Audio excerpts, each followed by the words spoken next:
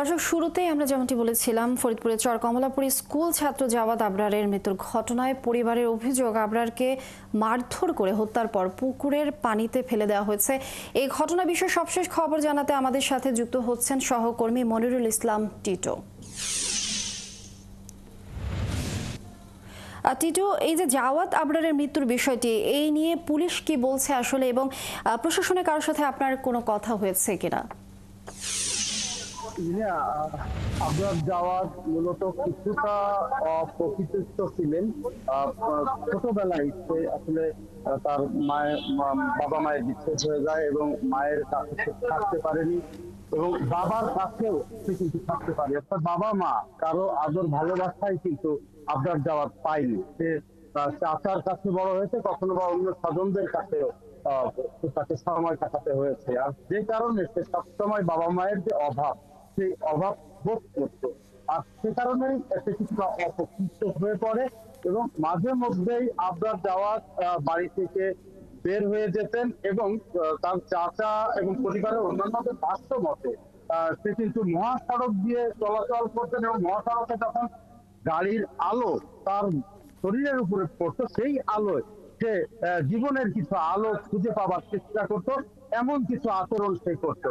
তো যথাযথ একই রকম ভাবে কিন্তু গত শনিবার রাতে শনিবার বিকালের দিকে বের হয়ে যায় আবরার, আর সে কিন্তু বাড়ি ফেরেনি।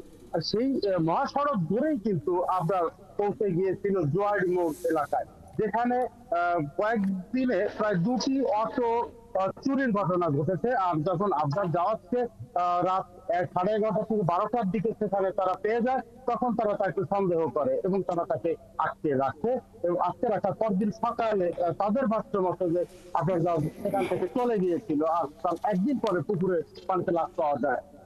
আমরা কথা বলেছিলাম ফরিদপুরের যে কোতোয়ালি থানার অফিসার ইনচার্জ মোহাম্মদ আসাদুজ্জামানের সাথে। তিনি বলেছেন যে এই ঘটনার একদিন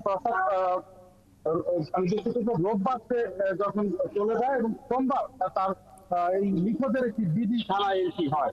এই ঘটনায় যেহেতু জিডি হয়েছিল এবং লাশ উদ্ধার হয়েছে, পরদিন একটি অপমৃত্যুর মামলা রুজু হয়।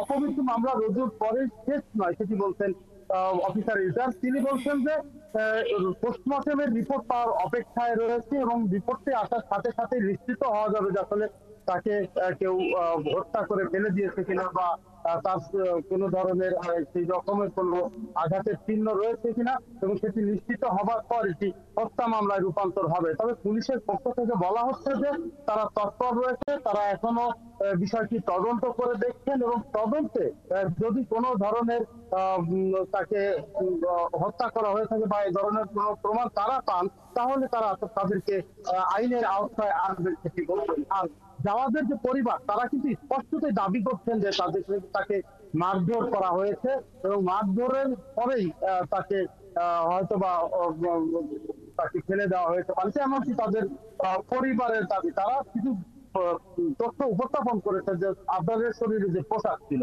এবং যখন পানিতে ফেলে দেওয়া হয় তারপরে তাকে উদ্ধার করা হয়, তখন কিন্তু সেই পোশাক ছিল না। লিলিয়া, টিটো, আপনি যুক্ত থাকুন আমাদের সঙ্গে, আমরা পরবর্তীতে আরও খবরাখবর জানবো আপনার কাছ থেকে।